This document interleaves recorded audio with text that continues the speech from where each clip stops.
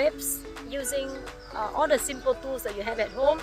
You know, from the pot itself, I recycle, you know, all the way into the trellis setup, etc. So please follow me and, you know, see how you can set it up at home as well. Usually, if you have this kind of pot, I tell you at least 60 cm diameter, and below here is at least a 40 cm. That's the best. If not, you can make use of a styrofoam box like this, but make holes around it. And you pour soy in. I mix my ready soy mix with sand to loosen it a little bit more, and I water with my enzyme protect. If you don't have enzyme protect, it's okay to water it overnight water. Now is setting up the trellis. These are the tools that I need. Okay, these are about 1.5 meter.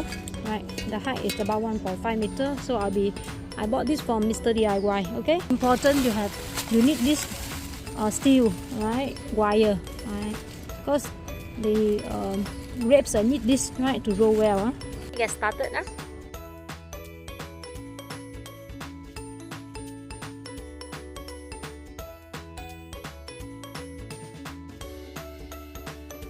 So this is a simple trellis already set up, and the next thing is very important is that we are going to add the steel wire. Amazing, you know, this stuff. It's not a right scissor, but it's okay.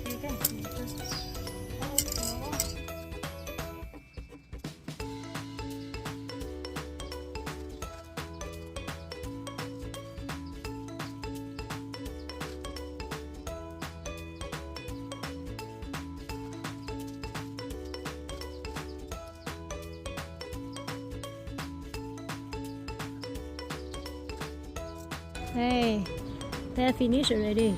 This is something I already built. Okay, get all of this thing metal. And the next thing is I'm going to put the grape sapling in.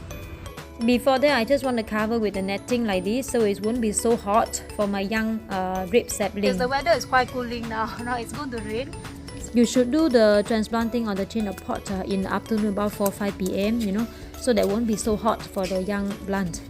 But now since it's going to rain, so I still go ahead and do this. Ideally, if you use my ready soy mix, you should keep the soy moist and keep it overnight, because there is added fertilizer.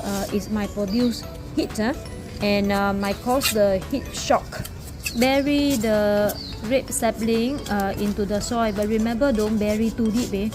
It should be at the same level as the old pot, okay, where you transfer over.